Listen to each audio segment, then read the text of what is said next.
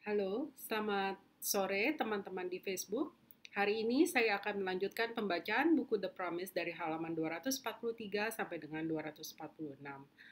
Dan bab yang akan saya baca ini merupakan bab yang menarik karena menggambarkan pertemuan antara His Eminence Cem Rinpoche dengan salah satu gurunya, His Eminence Gangchen Rinpoche, yang dikenal sebagai seorang mahasida dan bukan orang biasa. Ya. Dan seperti yang kita ketahui dari berita-berita akhir ini, His Eminence Gangchen Rinpoche baru memasuki parinirvana sekitar 3,5 minggu yang lalu.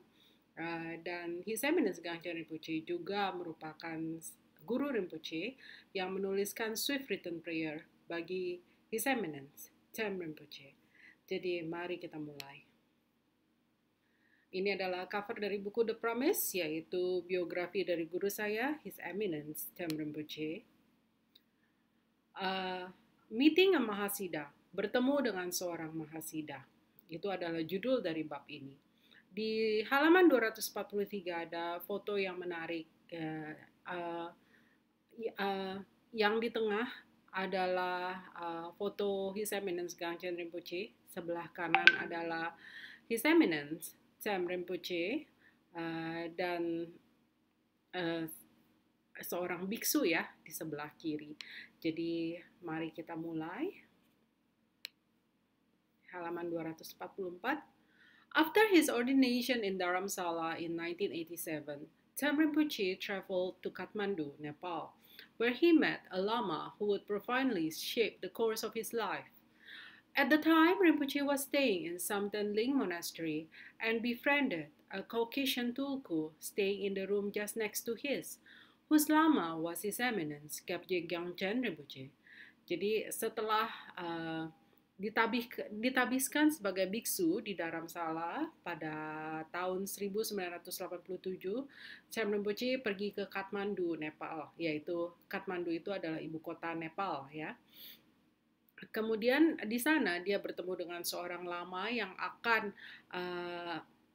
memiliki pengaruh besar terhadap kehidupan Rinpoche selanjutnya. Pada saat itu, Cem Rinpoche tinggal di Samten Ling Monastery, yaitu biara Samten Ling di Kathmandu, dan dia berteman dengan seorang tulku yang juga berasal dari barat ya, dari Eropa, dan dia tinggal di kamar di sebelah Cem Rinpoche. Dan tulku ini gurunya adalah His Eminence Kyabje Gangchen Rinpoche. A few days later, Rinpoche was standing on a busy intersection in Tamil, a tourist and backpacker haunt in Kathmandu, when a taxi approached with a bearded Tibetan monk in the front seat. Rinpoche waved at the taxi, and the taxi came to a halt right in front of him. The monk asked, "Who are you?" "It was Gangchen Rinpoche." Rinpoche replied, "I don't know why, but I want to meet you." Gangchen Rinpoche said, "Come to my house this afternoon," and gave Rinpoche his address. Jadi beberapa hari kemudian setelah Cem Rinpoche tiba di Kathmandu, Rinpoche sedang berdiri di sebuah perempatan yang sibuk di Tamil. Tamil itu daerah yang cukup populer antara turis dan backpacker ya di Kathmandu. Dan ketika itu ada sebuah taksi yang mendekat dan diduduk di kursi depan adalah seorang biksu berjanggut ya. Dan taksinya berhenti di depan Cem Rinpoche. Dan biksu berjanggut itu bertanya, "Kamu siapa ya?" Dan biksu berjanggut itu adalah His Eminence Gangchen Rinpoche. Cem Rinpoche menjawab, "Saya tidak tahu kenapa, tetapi saya harus bertemu dengan Anda." Jadi Gangchen Rinpoche berkata, "Datanglah ke rumah saya siang ini." Dan setelah itu Gangchen Rinpoche memberikan Cem Rinpoche alamatnya. When Rinpoche arrived at Gangchen Ladrang that afternoon with offerings of fruits, Gangchen Rinpoche stared at him and suddenly proclaimed him to be an incarnation of a High Lama and instructed him to seek recognition from the monastery. This would be the first of many unusual instruction that Gangchen Rinpoche would give Cem Rinpoche. Gangchen Rinpoche was also the one who advised that a biography should be written about Tem Rinpoche's life, as it would be a source of inspiration to others. Jadi, ketika Tem Rinpoche tiba di Gangchen Ladrang siang itu, dan Tem Rinpoche membawa persembahan buah, Gangchen Rinpoche menatapnya cukup lama dan kemudian tiba-tiba berkata, kamu adalah inkarnasi dari seorang lama tinggi.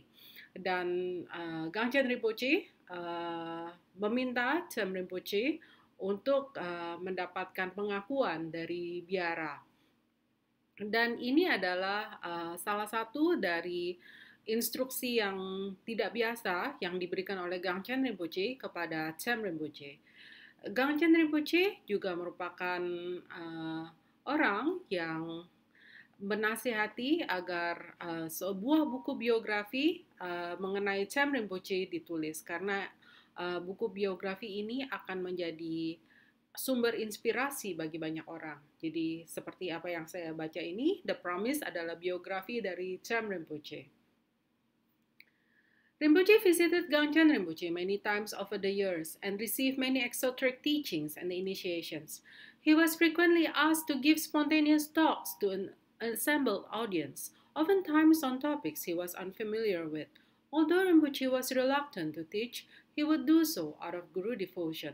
Jadi Rinpoche, Tem Rinpoche sering mengunjungi Gangchen Rinpoche dan selama bertahun-tahun ya. Jadi dia berkali-kali mengunjungi Gangchen Rinpoche. Dan Gangchen Rinpoche memberikan banyak ajaran dan inisiasi kepada Tem Rinpoche.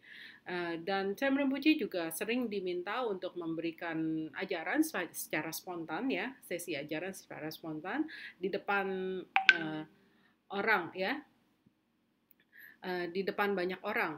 Dan kadang-kadang topiknya sendiri Tem Rinpoche itu tidak familiar. Jadi walaupun Tem Rinpoche sebetulnya tidak ingin untuk mengajar, tetapi Tem Rinpoche tetap mengajar karena dia memiliki keyakinan dan pengabdian kepada guru yang besar. Despite his age, Rinpoche's teaching style at the time was very traditional, serious and formal, following the scriptures to the letter without any of the jokes or contemporary teaching methods that he so loved for today. One day, Gangchen Rinpoche gave him a friendly slap on the arm and told him, relax, you are too old-fashioned. If you are old-fashioned, it will be difficult for you to connect with your students. Rinpoche took this advice to heart and eventually developed a modern, witty, and often entertaining style of teaching the Dharma that he has proven so popular with today's modern spiritual seekers. Jadi walaupun Tem Rinpoche pada saat itu masih sangat muda, cara mengajar Rinpoche itu sangat tradisional, serius, dan terlalu formal. Dan dia selalu dan beliau itu selalu mengikuti kitab suci ya, sampai kata titik koma terakhir, dan tidak ada bercanda atau metode mengajar yang modern yang sebetulnya itu yang kita kenal dari Tem Rinpoche sekarang ini. Suatu hari Gangchen Rinpoche memintanya, memberinya pukulan bersahabat ya di lengannya dan berkata, kamu harus relax. Gaya kamu itu terlalu kuno dan kalau kamu terus seperti ini akan sulit bagi kamu untuk membangun hubungan dengan murid-muridmu. Dan Rinpoche menerima nasihat ini dengan tulus dan pada akhirnya beliau mengembangkan suatu gaya mengajar yang menghibur, modern, dan juga dengan kata-kata yang menarik ya.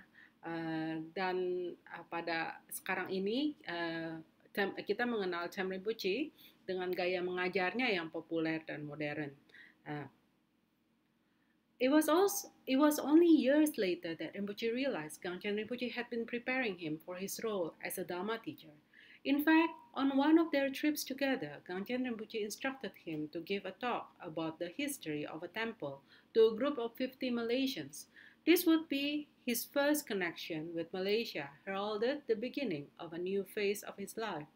Jadi bertahun-tahun kemudian, Sam Rinpoche baru sadar bahwa Gangchen Rinpoche itu sebetulnya sedang mempersiapkan Sam Rinpoche untuk perannya sebagai seorang guru Dharma. Dan bahkan pada salah satu perjalanan mereka bersama, Gangchen Rinpoche meminta Sam Rinpoche untuk memberikan ajaran Dharma mengenai sejarah sebuah wihara kepada 50 orang Malaysia. Dan ini merupakan hubungan pertama antara Sam Rinpoche dengan Malaysia dan merupakan awal dari fase selanjutnya dari hidupnya. Ya. Jadi mari kita lanjut ke halaman selanjutnya. Ini ada foto, banyak foto antara Gangchen Rinpoche dengan Sam Rinpoche dalam berbagai kesempatan. Di halaman 246, di sini ada foto yang diambil di Gangchen Ladrang atau rumah Gangchen Rinpoche di Nepal. Dan ini adalah saat pertama Rinpoche memberikan ajaran kepada sekelompok orang Malaysia. Jadi benar-benar cukup menarik ya foto-foto di sini. Jadi dengan sampainya kita kepada halaman 246 ini, saya akhiri video ini dan sampai jumpa pada kesempatan selanjutnya. Terima kasih.